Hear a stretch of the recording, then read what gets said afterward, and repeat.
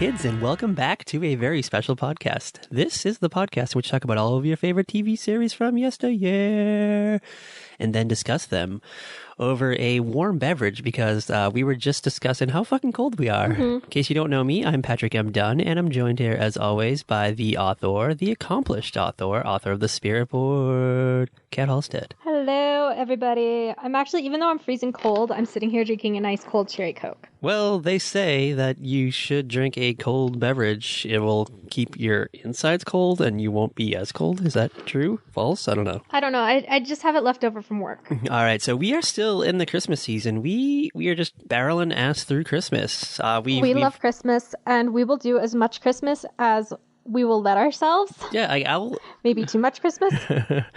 And what are we doing tonight? What are we blessing ourselves with for the first time, actually? Let's throw that out there. We are diving back into the late 80s with a classic sitcom that we have both wanted to do for a really long time. Yes, and we finally found it. Yes, we are doing Night Court from season 6, episode The Night Court Before Christmas. Yes, it's Night Court right before Christmas time, and it's wild. It's a wild time. This episode aired on Wednesday, December 21st, 1988, the first day of winter, right? Isn't that the winter solstice? Yes, I believe so. Yeah, it was in 1988. We were probably in like first grade, I think, somewhere around there. Kindergarten. Sounds about right. No. Kindergarten? No, if it was 88, we were in first grade, yeah. I don't know, learning how to read. I had Mrs. Wolfenberger. I can't remember who I had. I didn't have Mrs. Wilsonberger, whatever the fuck you just said.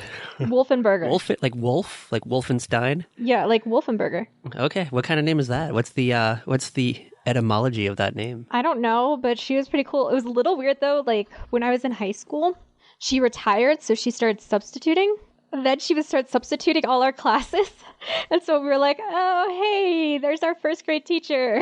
Did she remember you? Oh, yes, she remembered us. She remembered us all. I would be like a horrible teacher. I would just forget all my students every year. It'd be like the next year, and they'd be like, hey, Mrs. Wolfenberger, how you doing? I'm like, hey, who's this bitch? Like, no, she was definitely like, oh, look, Katie, how are you? I'm sorry, I go by Kat now. Yeah, pretty much. I was like, I go by Kat. But you're like my old teacher, so you can get away with it. Yeah, were you pissed? Were you pissed that she called you Katie? No. Okay. No. Well, I still get called Katie by like cousins and my aunts and uncles. all right. Well, beginning episode 102, I'm going to start calling you Katie. So get ready. Katie Halstead. Katy. Is that how you spell it? That's how my mom wanted people to spell it, because my name, Catherine, has a Y. It's with the Y, but nobody would do it. Like, all the teachers just went Katie. I mean, it's the norm, I guess. You're just kind of used to it. Yeah. Katie Holmes, Katie Middleton, or does she go by Kate? Exclusively Kate. Kate. Katie Couric? You're just name dropping all the hot Katies right now, huh? That's like all I know. Like, is there any other famous Kates out there? Catherine Hepburn. Well, I mean, I was thinking more like Kate. I was thinking more like Katie's, not Catherine's. Oh. Like, we don't call her Katie Zeta Jones. Like, do you think Michael Douglas actually calls her Catherine?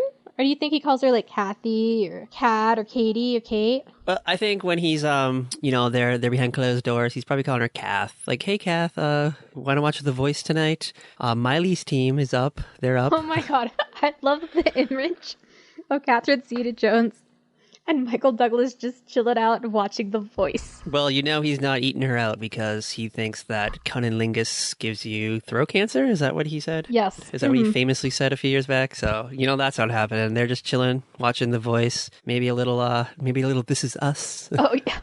Now I'm picturing Michael Douglas crying every week at This Is Us. All right. Shall we talk about this night of television, this wild, wild evening? Yes, tell me what was on. All right. So it's Wednesday, December 21st, 1988. We kind of get like a mixture of reruns and new things, so bear with me here. Okay, those are actually kind of fun, because it's like, Yeah, so it's we're going to start off with the alphabet, ABC. Are you ready for ABC 8 p.m.? Do you have any guesses? Do you have any guesses of what is on this evening? Honestly, right now, no. My brain is kind of like, woo. All right. We're going to kick the night off with a rerun of my sixth favorite television family, The Seavers, a rerun of Growing Pains. Ooga. Ooh, okay. Yeah, perhaps you remember them from episode 94 of our wonderful podcast. Go back and check it out at averysspecialpodcast.com or on your favorite podcast aggregator. Anyway, as I said, it was a rerun. 1988 would have planted us smack dab in the middle of season 4. And since it was a rerun, I couldn't find the data of what episode may have actually aired this evening. So I'm just going to present to you Katie Halstead, 3 episodes from season 4 of Growing Pains. And the one you choose is going to be added to the list as a future episode of the podcast. Are you ready? Oh my gosh, totally. All right. Season 4, Episode 1, episode title, Fool for Love. A potential Here Comes the Booze alert to be the subject of one of our Halloween episodes next year. Are you ready for the summary? Yes, hurry. All right, this is the one where Ben Seaver, played by friend of the show, Jeremy Miller, hey dude, tell Joni we said hello. Ben works up the courage to ask out a girl for a Halloween party. And can you take a wild guess who plays the girl? Candace Cameron. Yes, our frenemy, Candace Cameron, pre-beret. All right, so that's choice number 1. Choice number 2 is season 4, episode 7. Okay. Get ready for some dick pics, because this episode is titled Nude Photos. And Mike's photography course includes nude studies, while his friends see it as a chance to get their thrills. Mike actually gets a nagging feeling he should be a professional student. Sounds fun and scandalous at the same time. I wonder what Boner thinks of this. Quite curious. And Stinky and all the others. Yes. And are you ready for some inequality? All right, season 4, episode 17. The episode is titled Double Standards. And Jason punishes Carol and Ben unequally for the same offense. Sneaking out for dates. Hot stuff. Ooh. So out of those 3 eps, what would you like for us to add to the list as a future episode? I kind of want to do a Mike episode. So you're ready for some nude photography? Yeah. I got to see this one. I got to see how Mike Seaver handles this. I know. I'm kind of curious myself. So we're going to put a big asterisk next to that, and we're going to do that in the future. So, one of those days when we're just like, you know what? I think it's time for Growing Pains. We're just going to bust this out. So I don't know. Stay tuned, folks. Okay. Are you ready for ABC 8:30? Yes, please. Do you have any guesses? Any? Who's the boss? No. No, surprisingly not. I think that was the following season, Who's the Boss, and Growing Pains had a block, but not this year. This year, instead, we get Head of the Class, a rerun of Head of the Class. Oh, I love Head of the Class. Oh. I know you do.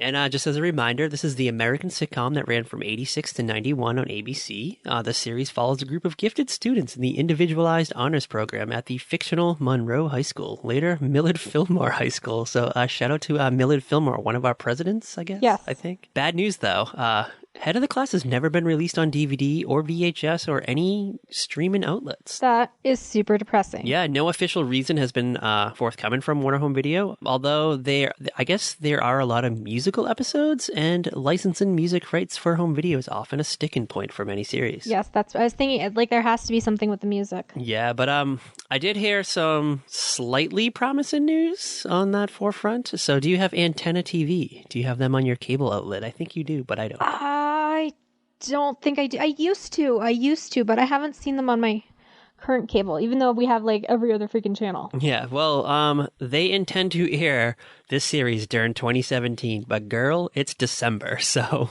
you literally got days left to drop this on our airwaves. So, I don't know. We'll see what happens in 2018. Yeah. If it makes it to a network that you have, maybe you'll be doing a My Two Dads like binge watch where you just watch the whole series in like 2 months. And I basically just watch whatever episodes they'll air. I'm still waiting for UpTV to finish airing My Two Dads. Oh, you haven't gone through the whole show yet? No, I still have like 8 episodes left or something. Oh, do they like you get to a certain point then just starts over or something? Like they took it off the schedule. Okay, well, it'll be back maybe. And I still have the season, I still have the recording set for when it does come back. So one day I'm just going to like pull up my DVR and there's just going to be episodes of My Two Dads. Yes, you are holding out hope. We'll see if it happens. Stay tuned, folks. All right. Are you ready for ABC 9 p.m.? Yes, because I have no clue what it could be. All right. It's not a surprise. A rerun of The Wonder Years, a coming-of-age dramedy starring our faves, Fred Savage and Allie Mills and Dan Laria, and also the subject of our 74th episode of the podcast, so go check it out at veryspecialpodcast.com and on iTunes and all that other stuff.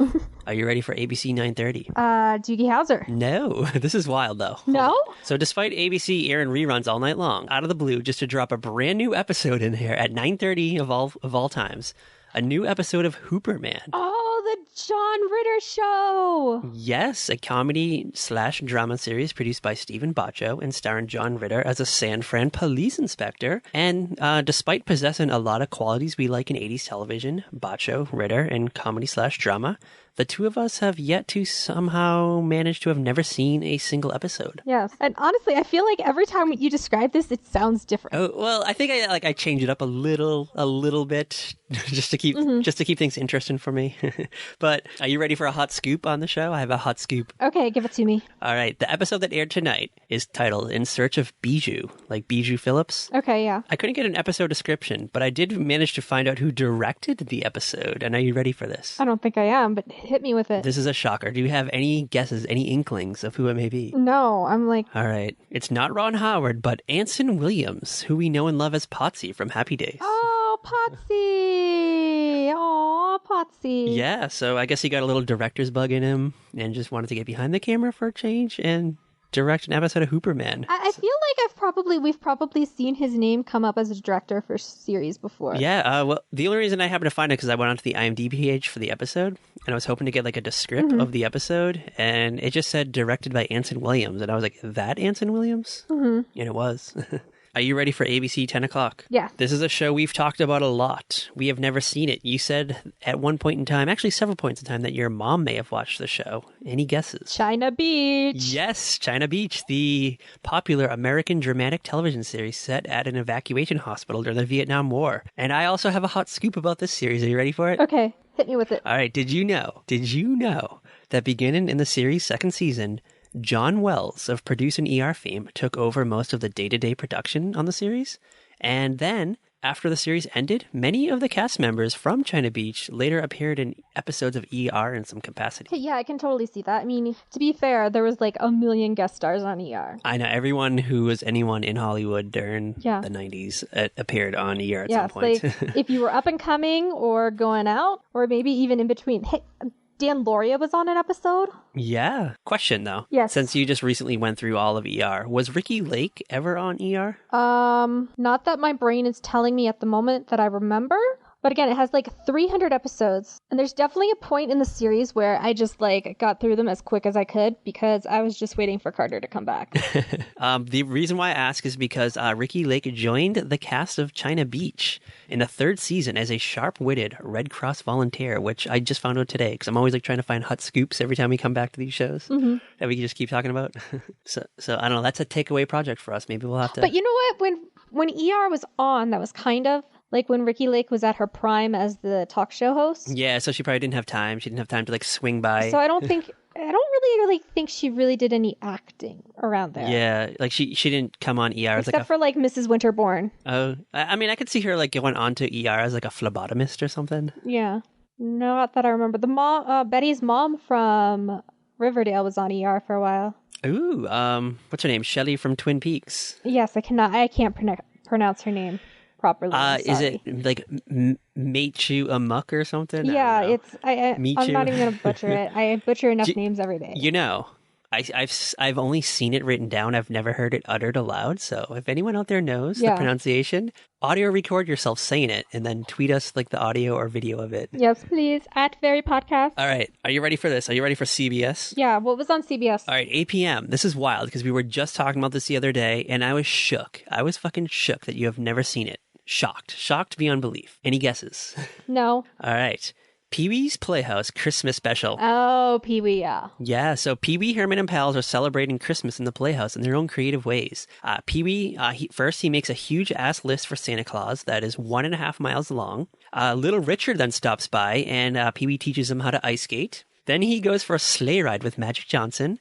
Then Frankie Avalon and Annette Funicello stop by, and they make Christmas cards. And then, guess who calls? Dinah Shore calls in just to see what's up. And that's not it. There's more. We get musical guest Katie Lang, Charo, Whoopi Goldberg stops by, Oprah Winfrey, Joan Rivers, and saving the best for last. Any guesses? I don't even know what is happening. What?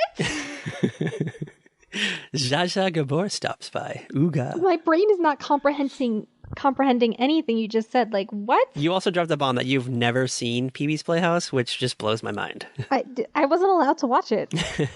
This is all just like normal Pee-wee Hermione type stuff. Like he just hangs out with weird celebrities and just does fun things. Mm-hmm. And I just read all this stuff to you, and your jaw was just a mile behind you right now. Yeah, I have no words. Yeah, so I don't know, like you're like surprised by like Pee-wee going on a sleigh ride with Magic Johnson and like making Christmas cards with Annette Funicello and Dinah Shore calling in. It's so random. I mean, if you're a fan of Pee-wee Herman, it's really not, because his most recent movie has like a lot of wild guest stars, and that's just the way he rolls. That's just how Pee-wee did it. And I can't believe like you weren't allowed to watch it. Was it because you got caught masturbated in a porno theater? I don't know. I honestly don't know. All right, well, I was still like a good little girl and didn't like try and sneak to watch it. just didn't impress you that much? No. I think you missed the Pee-wee Herman bus, because if you watch it as a child, you're like mesmerized by it. But if you're trying to watch it as an adult for the first time, you're just like, what the fuck is this? Like, what is this madness? Yeah. All right. Are you ready for CBS 9 p.m.? Yes, I'm curious what followed this hot mess. All right. Following the wildest hour of television ever is another fun and exciting hour with The Equalizer. We just talked about this in the last episode. This was an action-adventure series about a retired intelligence agent turned private detective who helps various threatened clients to equalize the odds. I just found this out. Did you know that 25 years after the series ended, Denzel Washington succeeded in the role of Robert McCall in the film adaptation of The Equalizer, which is based on the show? And I totally remember the movie, but never realized it was a continuation of the series. Ooh, okay. That kind of makes sense. I see that happening. Yeah, so I don't know. We'll have to check it out maybe. Or maybe not. I don't know. Probably not. Are you ready for CBS 10 p.m.? Yeah, it was on at 10. An all-new episode of The Wise Guy. Actually, I think it's just Wise Guy. Starring Ken Wall as a brash, streetwise Italian who becomes an undercover agent for the Organized Crime Bureau, and he goes from one assignment to the next, busting dangerous criminals while putting himself in danger, much to the chagrin of his conservative family and friends who believe him to be a mobster. Ooga. I'm just like, I feel bad for the guy. His family thinks he's a mob boss. I know, it's just like, hey, mobster. Wise Guy, I guess that's what we're going to call him. Do you want to like come by for dinner tonight, or maybe help Dad like move the TV from the living room to the upstairs? Like he got a new TV, we're going to take the one downstairs. Upstairs. Sorry, Ken, I gotta hang out with little Mo with the gimpy leg. Like, could you imagine? Oh my gosh. All right, shall we move on to the Peacock? That's hilarious. We're gonna end things off because Fox. We don't have Fox this night, I guess. All right. Do you have any guesses what leads into the night? The Facts of Life? No, not at all. Unsolved Mysteries. Oh, Unsolved Mysteries. Dog Cat. Jeez, girl. I feel like we just like did this night recently, and it was just like all the same stuff. Sorry. In case you're unfamiliar with Unsolved Mysteries, this series uses reenactments and interviews to retell the circumstances of, well, mysteries that are unsolved. And it stars our favorite international man of mystery, Robert Stack. And later, Dennis Farina, who we just refused to accept ever was involved in the show. That's one way to put it. And if you're feeling a little frisky, you can hop back a few episodes and peep our episode number 93, in which we discuss a 1989 episode of Unsolved Mysteries. So check it out. Okay, cool beans. Yeah, all right. So are you ready for an hour of comedy? Mm-hmm. All right, 9 p.m. We are kicking things off with Night Court. Hang on tight. We'll get there. Mm-hmm. Okay, what was on after Night Court? All right, this is a one-season wonder. Are you familiar with the movie Baby Boom? Yes, that's Diane Keaton, and she's like this successful lawyer who inherits a baby from like some distant relative. Like she's the only other relative around, and she like moves to like Vermont. Yeah. Starts to make baby food. So she's like a sassy businesswoman. She's married to a job. She's dating Harold Ramis, and then I don't know. All of a sudden, a random ass relative croaks, and now she has to take care of the baby. They happen to make it into a short-lived television series that was actually placed on hiatus after this episode aired this evening. It came back for one night in the following summer. Okay. And it starred... Only one night? That's so depressing. Yeah. There's like 5 or 6 episodes that are unaired. Because I guess it was just horrible. Like they wanted to try to like reboot it and recharge it and give it like retooling, but it just didn't work. They couldn't get it to work. Brandon Tartikoff was like, no, we're done. We're over this. All right. So you want to know who was in the Diane Keaton role? Mm-hmm. All right. And you have to say if this is an upgrade or a downgrade. Kate Jackson. Ooh.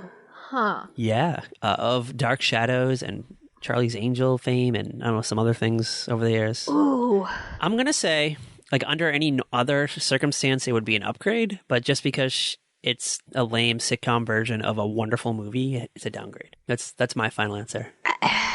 I feel like anybody else would be a major downgrade, but I feel like Kate Jackson's like as best as you could do for like a TV sitcom version of this. Yeah. But still not an upgrade, you know? There's probably a lot of people up for the role, and they were in a struggle, they were in a bind, and I'm sure every brunette Charlie's Angel was up for this role.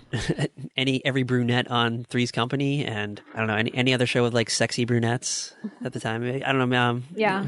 Who was the original Fallon on Dynasty? She was probably off Dynasty by this point. Pamela Sue Martin. Yeah, Pamela Sue Martin was probably like, I need to get in on this baby boom business. Yeah. And Kate Jackson's like, fuck y'all, I got it. And she got it for, I don't know, 6 weeks in the fall of 1988. Hey, it was a paycheck. Yeah, it was a page. And now she makes clothes for Kmart. Kmart, rest in peace, though. Isn't there only like 4 Kmarts left in the world? I don't know. They're always around, but they're always dirty and broken. That about sums up Kmart.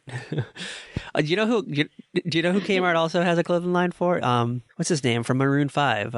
Adam Levine has a clothing line there. And like Kathy Ireland and all kinds of people. Yeah, Kathy Ireland makes like hand towels for them, or did. Martha Stewart used to have a Kmart line. Yeah, and then Kmart like gave her the boot when she went to prison, I think, right? Was that the famous tale? No, I think they still kept her on. But I think she like moved to Walmart. Oh yeah. Oh, that must have been. That was like a scandal. Or JCPenney or something. Yeah, it might be JCPenney. I feel like she seems like a pennies kind of broad. Not like JCPenney's is doing that hot either. No, they're all pretty much full done. Sorry, retail. Amazon Prime. Well, I mean, here's the thing: you walk into a JCPenney, all the clothes are like for little old ladies. There's nothing stylish for anyone under the age of 40. Yeah, who's the one that has Avril Lavigne? Is that Kohl's? Maybe, probably. Yeah, like you can go to freaking Kohl's all year long and find cute clothes. You can find cute stuff at Walmart and Target. Like you don't. And then JCPenney's, you're kind of like, eh. I think for like the men's section is not too bad, but I don't know. I've never seen no, their ladies section. Yeah, like the men's stuff is pretty simple. Like, but guys' clothes are not as like trendy. I've never walked into a JCPenney and seen like a gaggle of like 20-something-year-old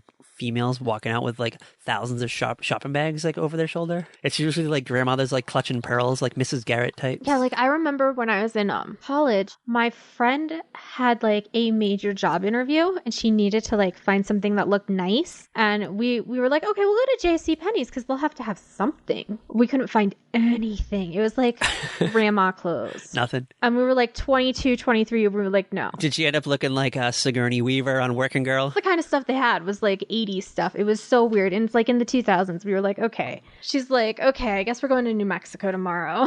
Are you ready to end the night? We got one more hour of primetime television this evening. Okay, what was on? The 7th annual Christmas in Washington. Ooh. You ever watch this? I feel like I probably watched it as I was going to bed. Yeah, it's an annual holiday special that began airing on NBC up until 1998, and then it aired on TNT up until 2015 when it was finally discontinued. Blame Obama for that, probably. Thanks, Obama. It's Obama's fault. Probably Michelle's fault. It's always a 1-hour concert celebration, and this year it was hosted by the one and only James Stewart. Oh my God. They dusted him off and brought him to Washington to host an hour of music. And are you ready for the featured performances? Yes, please. It's very lackluster. Performances by Latin pop princess Vicky Carr, who I have no idea who she is. Okay. Mrs. Partridge herself, Shirley Jones. That might have been kind of exciting in 1988, but probably not. Let's be real. Shirley freaking Jones, heck yeah. But would you be excited about that in 1988, like way past her prime in the 70s? Yes. All right, so that might have been like the diamond in the rough, because the next person on the list is Kathleen Battle, an operatic soprano singer. Okay, I'm getting bored. I'm curling up into my like princess bed sheets and falling asleep. And country singer Gary Morris, who is best known for his 1983 version of The Wind Beneath My Wings, which predates the wildly popular Bette Midler version by about 6 years. Ooga. Okay. I don't know, I probably wouldn't have watched it this evening. Like maybe I would have like checked out James Stewart like introducing everything, and then I would have saw the featured performances by, and I was like, you know what? I think I'm going to check out Wise Guy instead. Okay, let's be real. In 1988, our asses were being put to bed if we were still up. Oh, put to bed? I was like, are you kidding me? I probably would have sleep since like 7 o'clock. My parents probably wanted to watch, I don't know, Pee-wee's. No, they weren't watching Pee-wee's Place. Okay, they were probably watching Unsolved Mysteries. No, I feel like I probably went to bed right after Night Court. I was probably begging to watch Pee-wee's Pee-wee's Playhouse, and then I probably didn't get to watch it, and then went to sleep and cried and moped and moved on with my life, I guess. I'm like 100% sure I stayed up to watch Night Court. I don't think I ever really watched Night Court live. I just knew it in the afternoon. It was like the afternoon type show. And I just remember it was that show with like the fun theme song, the sexy, jazzy theme song. Yeah. Da, da, da. And just like wacky things were always happening. And the guy with the bald head, Bull. And, every now and then I would laugh at other things. But mostly everything kind of went over my head. Let's be real. Let's be real. The stuff with Dan Fielding totally went over our heads as kids. Oh, yeah. It's kind of the same thing happened with Three's Company. With Three's Company, Married with Children, all this stuff. Like, it went over our heads. And now we watch and we're like, oh my God. I was like, yeah, they got away with this in 1980-something. But they did. Yeah. All right, so I think you should give us a little quick overview on what Night Court was, just in case any of our millennial listeners out there who might not know it, because it's not really a thing today. Like, you don't really hear about it unless you like happen to watch that random ass episode of 30 Rock. Yeah. So Night Court took place in an actual night court. There is an actual night court in New York. It has become a popular tourist destination because of this series. Yeah, so like Night Court is basically, it's like an arraignment court. So if you get like arrested at night, they do it basically so to keep the court systems less clogged. It's basically like they arrest a prostitute at like 10 p.m. and they just want to get her in and out of the system very quickly. They'll just bring her to Night Court. They'll arraign her. She might have to go to court like 6 months from now for the actual trial. If it even comes to that. Yeah, it saves the New York City court system from having like thousands of people in their courtrooms in the morning. Yeah, because it's just trying to move everybody through because they will have like 70 to 90 cases a day. Yes, and they're very quick. There's a public defender, a public prosecutor. They're not the trials. They're just you come before the judge, you enter your plea, and that's it. He basically makes the announcement if you're going to spend the night in jail or if you're going to go home. So he has that power. Yeah. It's not like a traditional like Law and Order type series where you have the defender and the prosecutor arguing back and forth with each other and they saying like sustain. No, you get a bunch of like wacky characters and you get a few that show up time and time again. Like you get the Eastern European guy who was popular back in the day. Yeah, we get like a lot of criminals come in here and there over and over again. There's this like weird little poor Appalachian family that shows up and eventually like they buy the like newsstand or something, so they're always around. Yeah. They're always like wacky little characters that you have to deal with. And the staff of the night court is pretty wacky too. So you have like your judge, Harry T. Stone, played by Harry Anderson, who we discussed in an episode of Cheers. Yes, that's right. I forgot about that. The show was kind of quirky in a way. They didn't really want to do very hard-hitting and like serious cases. So everything was always like wacky and very whimsical, like nothing too heavy-hitting. I guess kind of wanted to be somewhat of a family-friendly show, I guess. Yeah, a little bit. It was supposed to be fun. It wasn't supposed to be like super serious. Yeah, it wasn't supposed to be taken serious. I think they just wanted to, they didn't want like murderers coming in and stuff. They just wanted... And if there is like a violent case, it's usually so cartoonish. Yes. Ridiculous and hilarious. Which kind of happens in tonight's episode. We get like a kind of like a cartoony assault. So I think we should we kick off a night court before Christmas and see how things turn out for the gang? Yes, we start off in the cafeteria. Yeah. And everybody's kind of having like they're just having coffee before they actually like start the day. Yeah, so it's probably like shift change. The day shift is getting ready to go home and they're bringing in the night shift. Yeah, it's probably like 4-ish in the afternoon or something. But for these people, because they work at night, this is kind of like their morning. They're in like the food court. Is that in the same building they work at? I never really understood it. Yeah, it's the cafeteria. Okay. It's in the building. It's like, because it's a big like municipal building. And there's like it's like City Hall or something. Yeah, it kind of reminded me of like, when you're in like the New York City subway and there's just all these shops and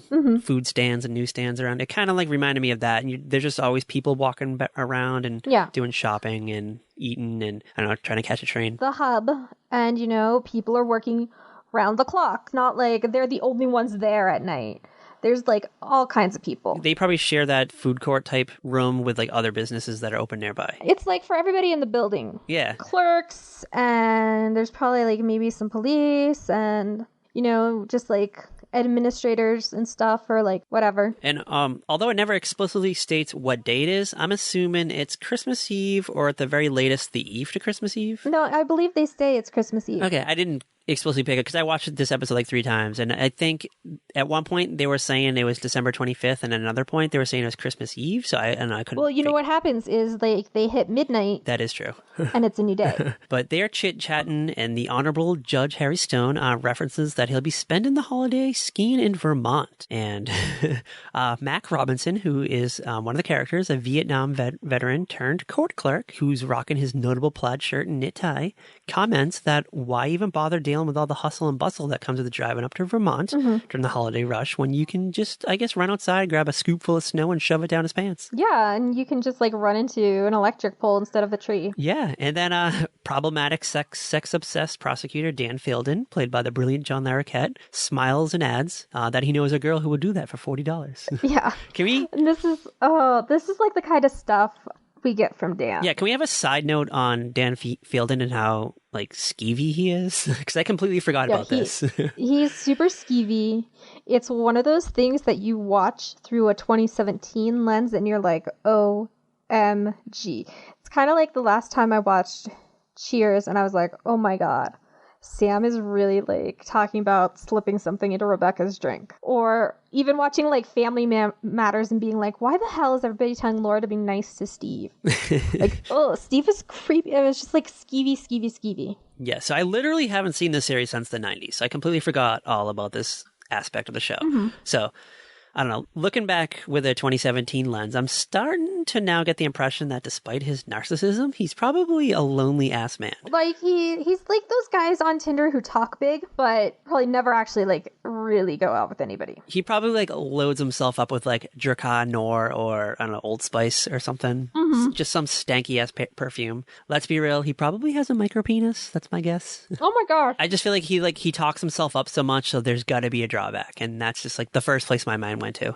But he mentions in this conversation in the food court that Christmas is his favorite time of year because he can hit up all the night court departments parties and just prey on women. And he further adds that in his experience, women are the horniest during the holidays. If this were 2017, Dan Fielden would definitely be involved in some kind of like scandal involving his like predatory behavior. But it was the 80s and we just laughed about it. Yeah, nothing Dan says would like make it now. Especially now. Not even like on TV, but it's just like saying it around the office. It just...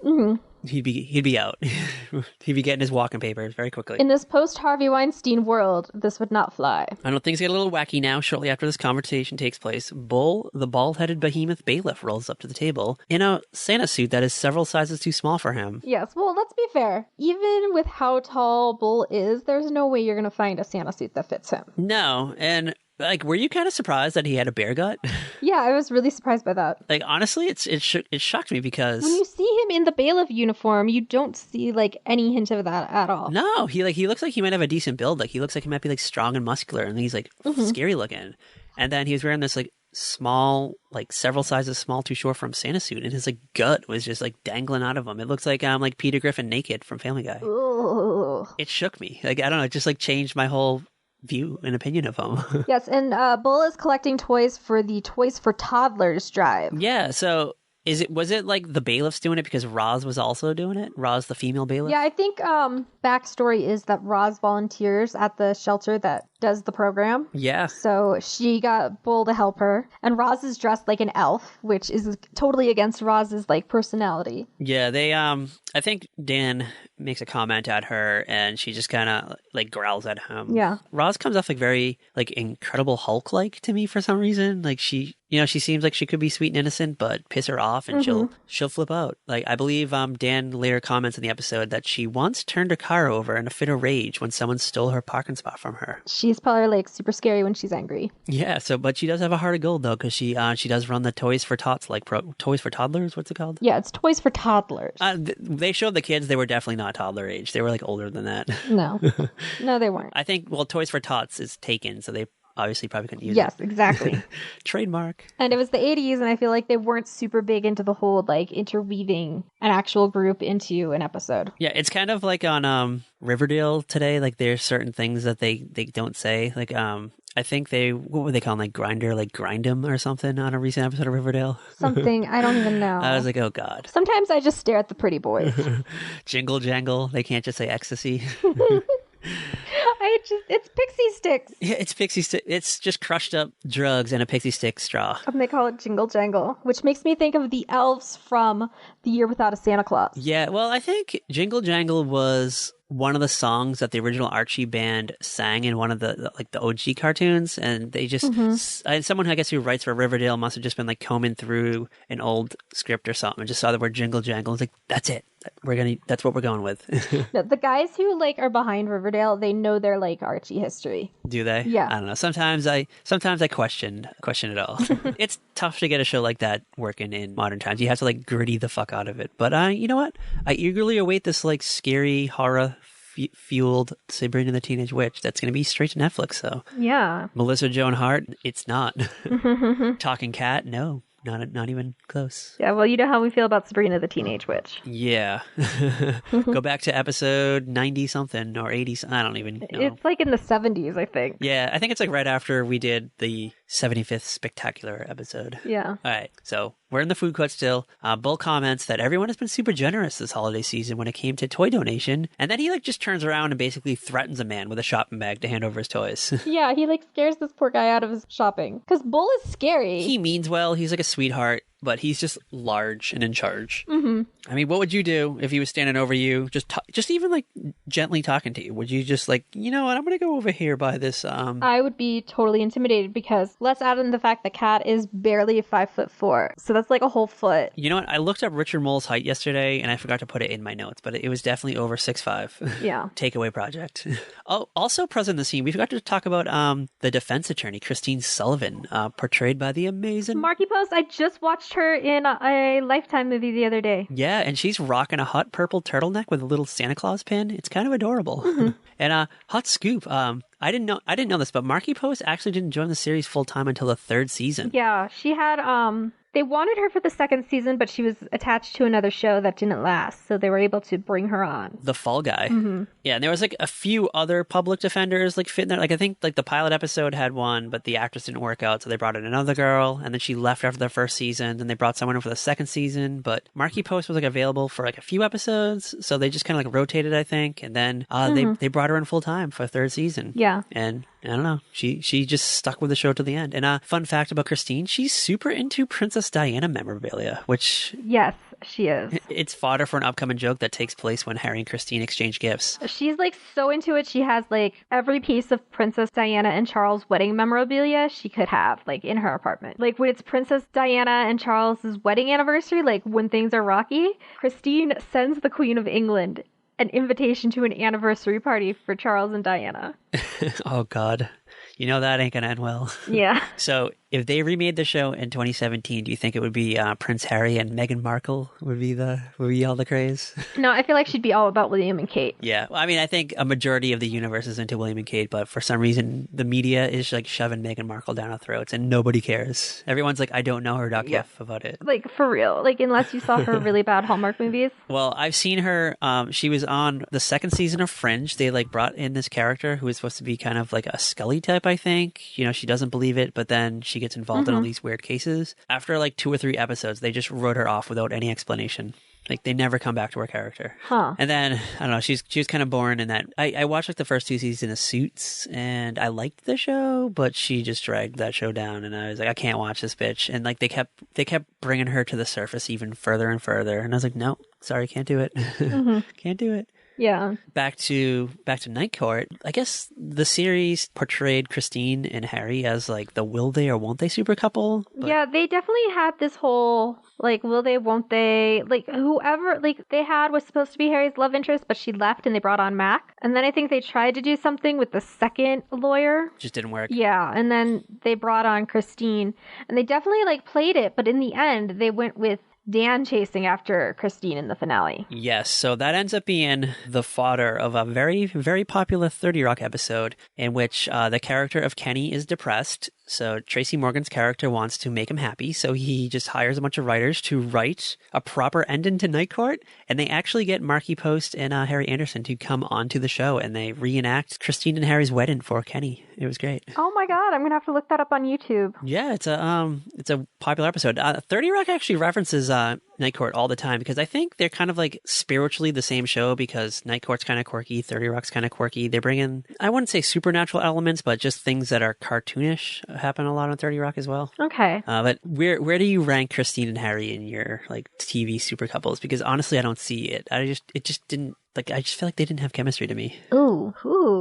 I don't know if they hit the top 15. Yeah, I don't know. Just, she seems kind of like disinterested in him, at least in this episode. Because, I mean, the top 5 are like Dwayne and Whitley, I knew you were going to say Dan and that. Blair, JB and Paul. I don't even know who are JD. Ross and Rachel. Come Who on. the fuck are JD and Paul? Jamie and Paul from Mad About You. Oh, they said JD. I was like, who the fuck is JD? I was like, from Scrubs, but I don't remember him like being intermingled with a Paul. I was like, is that like a did I skip a whole season of Scrubs? Yes, Patrick, you forgot the season where JD has a boyfriend named Paul. I mean, I know he has a boyfriend named Turk, but Paul? Turk was like super jealous of Paul. I know.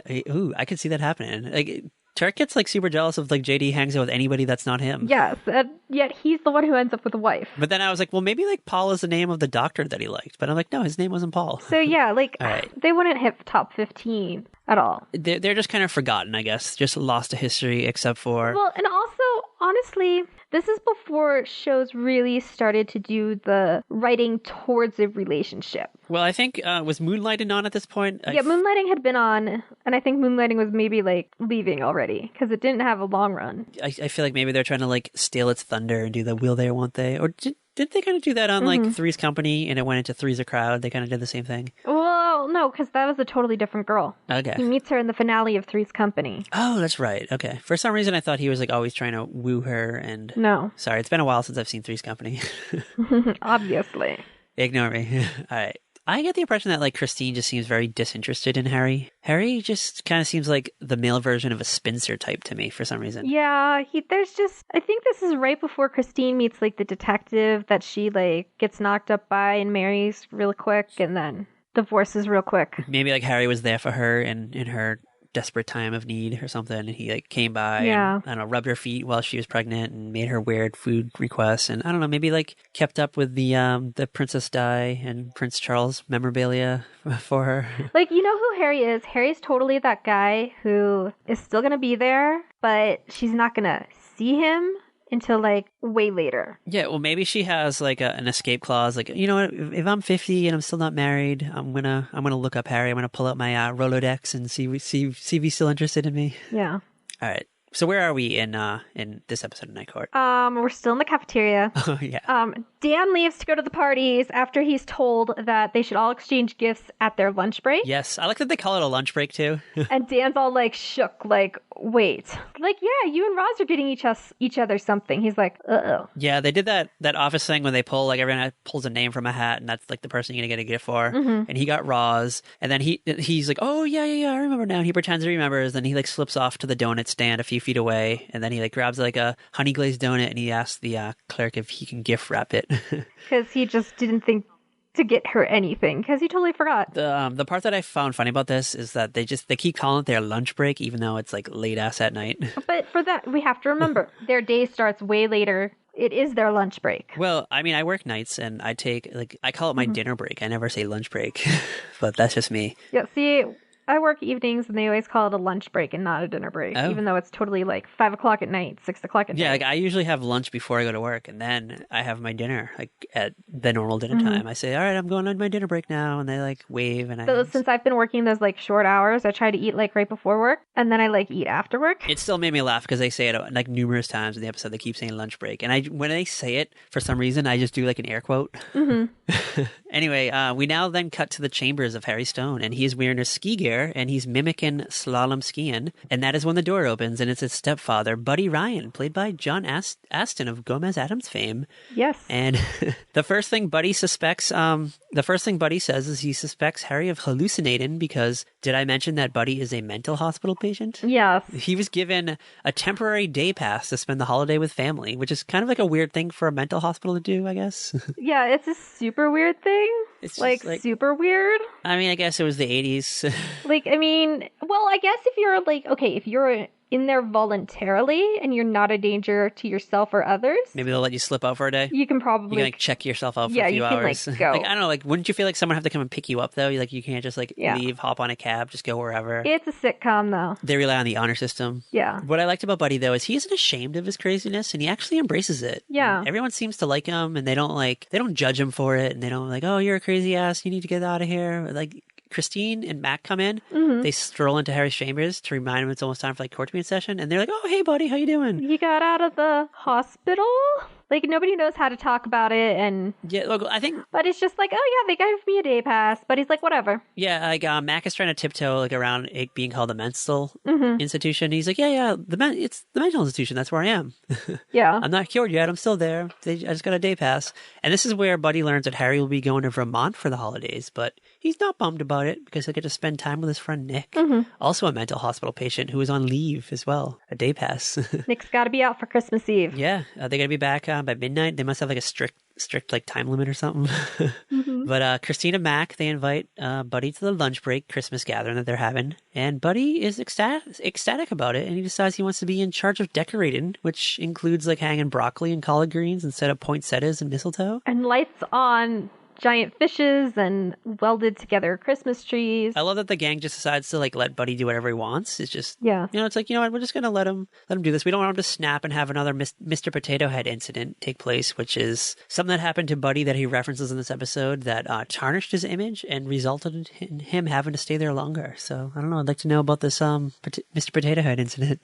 Maybe he threw one at somebody, or he decided that only he could play with Mr. Potato Head and wouldn't let the others play, or maybe he thought he saw like a real life Mr. Potato Head like walking through the mental hospital. And maybe anyway, so now the gang exits Harry's chambers and they're on their way to the first court session of the evening, and that's when they run into Bull, and he announces that him and Roz delivered all the toys to the local orphanage and the kids loved it and they actually thought he was really Santa, bear gut and all. Yeah. We then see Dan Fielding creeping his way down the hallway with some sexy woman in a hot little red dress. Turns out she's from the stenography department, and anyway, she's all giggly. Dan is just as giggly. They were probably hitting the eggnog, and the woman is carrying a box of Christmas ornaments, and Dan comments that he just got back from the ornament hanging party in stenography, and Christine is confused because she picks up one of the ornaments, is like, why do you have the ornaments? Why aren't they hanging on a tree? And Dan basically implies that they were hanging the ornaments off his penis. Ew, gross. Yuck. No. Don't tarnish my Christmas ornament. And Christine feels disgusted and announces that she has to go wash up before the court sessions kick off. I don't blame her. I'd be like pulling out my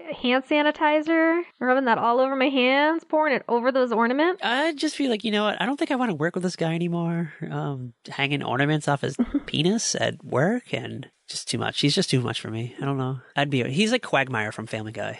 Maybe Quagmire's like modeled after him. I don't know. Yeah. I don't know. I think Quagmire is like a combination of like a lot of skeevy 80s sitcom men. Yeah, probably. Like Larry from Three's Company. Yeah, definitely Larry from Three's Company. You know who I think he might also be slightly modeled after? David Leisure's character from Empty Nest. Yeah, or even Jefferson from Married Children, like the pretty boy Jefferson Darcy. Whatever they call him. Yeah. So he's just that combo character, and he's a pilot. Like they always put these like these womanizers in these like powerful roles. So maybe this is like the writer's way of like exploiting this back in the day, and we just overlooked it all. Maybe, probably. Hot scoop! You heard it here first on a very special podcast. Hot scoop. All right. Anyway, we are now in the courtroom. The first case is a bunch of female Christmas carolers accused of assaulting a family, I guess, after they wouldn't participate in a rendition of Frosty the Snowman. And the women carolers, they all look like they were straight out of Brooklyn, and not the Lena Dunham Brooklyn, but like the scarier pre-gentrification Brooklyn. Like the real Brooklyn? Yes. And low-key, did you think that the leader of the caroling crew reminded you of Sarah Bernhardt? Because, I don't know, she kind of had that vibe to me. I kind of thought it was her at first, but it wasn't. I could kind of see it. She definitely seemed like one of those, like, guest star characters from, like, an episode of Who's the Boss when they go back to the old neighborhood. Yes, or, like, Marissa Tomei and My Cousin Vinny. Yeah. Or, like, Rosie Perez and White Men Can't Jump. Just some, like, nice, strong, tough woman, inner city, just doesn't take shit from anybody. Yeah. You insult her, she will beat you up, and, I don't know, you have to drag her ass to night court. Yes, the kind of women I grew up around. Yeah, I don't know, I would have loved a spin-off not featuring this character. Like, this tough Brooklyn woman just beating up people. Every now and then, Harry Innocent makes an appearance because she has to get her ass dragged to night court. Yep. Anyway, all I have to say is that Christine sucks at being a public defender because she barely defends this Carolyn crew. Yeah, they were awful, but still. Yeah, I don't like... But also, I think there's a point where she can only do so much compared to what they give her to work with. Yeah, well, I mean, like, she comes in and she introduces the... like who she's defending, and that's it. Like she doesn't have like a plea, just nothing. She just presents him to Harry. Harry just bangs down the gavel, and the Carolyn crew get one night in jail. Yeah, I literally want his job. Like that's all. Like all he basically has to do is just listen to what they have to say and say like jail or not jail. Yeah, exactly. It's not glamorous, but it pays the bills. It buys you Mel Torme headpieces. Yeah, exactly. But next up on the docket is a greedy toy company owner, Mr. McCracken. I think was that his name. I didn't quite... Yeah, Mr. McCracken. Mr. McCracken. And he is now pressing charges against another man for stealing $30,000 worth of toys from his warehouse. And again, Christine sucks at being a public defender because before Judge Harry Stone has a chance to hammer down his gavel of justice, Mac gets a call from evidence that there's a problem. The evidence is missing. Ooh. And apparently it was in a green van parked out front, but a large, bald-headed man dressed like Santa drove off in the truck. Yes, and then everybody slowly turns to Bull. Yes. He's like, uh-oh. So Bull finally reveals that it was him and that the truck was parked in front of a donation box outside.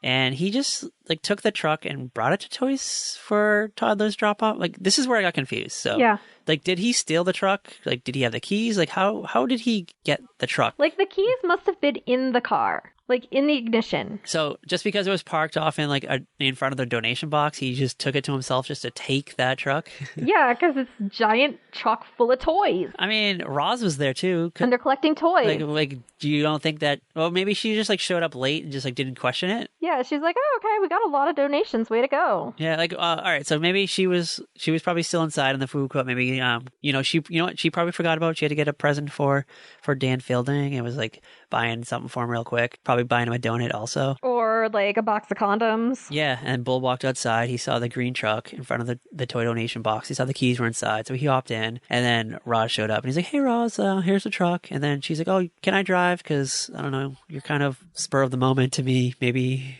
you might, like, I feel like you might just drive this off the Brooklyn Bridge. When they ask Bull where the toys were, he doesn't remember exactly where the drop-off place was. But Bull doesn't really have the best memory. Yeah, that's true. This is a man who's been struck by lightning several times. That is true. He's very childlike. Maybe for that reason alone, that's probably why Roz drove. Yeah. Roz refuses to give up the location of the evidence because of the priceless look in the children's eyes, and she didn't want to, like, take that away from the children, so...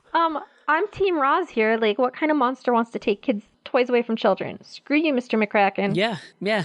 But the greedy toy company owner, Miss McCracken, shouts that if Rosalind doesn't get the evidence, that it's considered contempt in court, and Harry basically ends up agreeing and tosses Roz ass into jail until she will announce the location of the toys. So, boom, she's going away. It's kind of a shocking development, so everyone decides to take a break, and they run into Harry's chambers to discuss the matter. And when they get in there, Buddy has transformed his office into like a weird Christmas circus sideshow. Yes, it's like this wild, crazy Christmas with broccoli hanging, lights everywhere, a giant swordfish surrounded in lights. It's kind of like amazing and wonderful and scary at the same time. Yeah, there's like leafy green vegetables everywhere. And Buddy's just like, you know what? You obviously have some serious stuff going on. I'm going to excuse myself. And Harry gets down to business with his crew. Christine's trying to come up with like a number of suggestions that they can do to get Roz off, but Harry says like none of it will work. And I guess their only hope is for the greedy toy company owner to drop all of the initial charges and donate all the toys to charity. And when they get back down to the courtroom, he won't budge from that decision.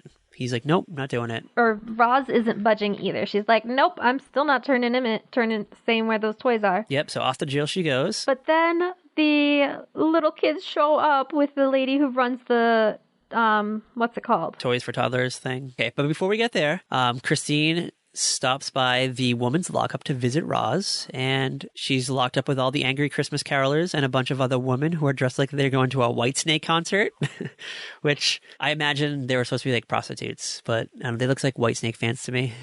Yeah, probably. Christine tells Roz that she's tried every possible defense, including the feline dependency, basically just telling the judge that she needs to be released to go home and feed her cat because no one else is there to feed it. Low key, I immediately Googled that to check if it, like, see if there was a precedent of feline dependency, and there isn't, but I'm going to keep that in my pocket just in case. You never know. Canine dependency. Yeah, you never know when that comes in handy, so keep that in mind if you ever get arrested at night. Yeah, that's true. So we learned in jail that Roz, she has a story about when she was a child, her father lost his job. She couldn't afford her Christmas gifts. I mean, he couldn't afford the Christmas gifts for the family. So a man from Toys for Toddlers came to their house and gave her a gift. And Roz said it was the worst gift she ever received. It was a box of puke green crayons, not even like a whole rainbow, just green crayons. She hated coloring. She hated the gift, but she loved that there was something under the tree with her name on it, and that's all that mattered. Then we go back upstairs, and then we have the court scene where Roz is like, nope, I'm still not telling. And that's when the kids show up. And you would think a heartfelt plea from the children would, like, thaw this guy's icy, dead, cold heart. Nope. And then Dan flips out. And Dan is like, if you knew who I was, you would understand that me flipping out is bad. Yeah, Dan flips out. Lack of morals Dan flips out on the greedy toy company owner, Mr. McCracken, and he still doesn't budge after that. I guess they're about to, like, was Roz going to be in jail forever? Like, I didn't get, like, what the game plan was. Like, that's the thing with when you're in for contempt of court. It's, like, basically however long until either the other side gives up or you actually, like, spill. Or there's, like, sometimes it's just, like, it depends, I guess, on the circumstances of it, too. Not quite sure how this happened, but a Christmas miracle takes place. The kids from the youth center orphanage type place show up. Not sure how they got wind of what happened, especially this late at night in 1988. I'm sure Christine called. Oh, she called the orphanage? Probably called the shelter, yeah. So do you think like the director of the shelter woke up all the kids late at night, like, all right, we gotta go down. We gotta go. Let's pack up. Defend Roz. And they all love Roz because Roz volunteers there. Even though she's tough exterior, she goes there all the time, and just she's a part of their world, and they love her, and they call her Miss Russell. I don't know. The kids realize that, you know what, Miss Russell, if Roz is going to be in jail all night, I'd rather just give the toys back. You know, we don't need them. Fuck the toys. They're just toys. Roz is free. The greedy toy company owner guy, he's excited to get his money back, and he's about to take off into the night. And that's when Buddy Ryan, John Astin, runs through the door with a bag full of presents for everyone. And he just happens to have one for the greedy toy company owner guy. He thinks it's a joke, but when he opens up the gift, he starts to cry and announces that he's all of a sudden going to donate all the toys to the Toys for Toddlers program because what was in the box? Yo-yo! Yeah, not just a yo-yo, but a 1943 Red Top Special, which I guess... 42, a 1942 Red Top Special, which is something he always wanted. He never got it. There was only one person in the world that he told he wanted it, and that was Santa Claus. And the gang begins to suspect that maybe Buddy's friend is Santa Claus because his name is Nick. And Buddy's like, don't be ridiculous. Like, and you are the guys who aren't in a mental hospital? Yeah, Buddy's like, okay. I mean, they're like, is Nick jolly? He's like, no, he's kind of whimsical. And he's like, but he is a little overweight. But I think he uses his beard to hide his long white beard to hide his double chin. And then Buddy's like, wait, but he does own like a weird red convertible. Yeah. Everyone's like, well, that's not odd. He's like, but did I mention that it flies?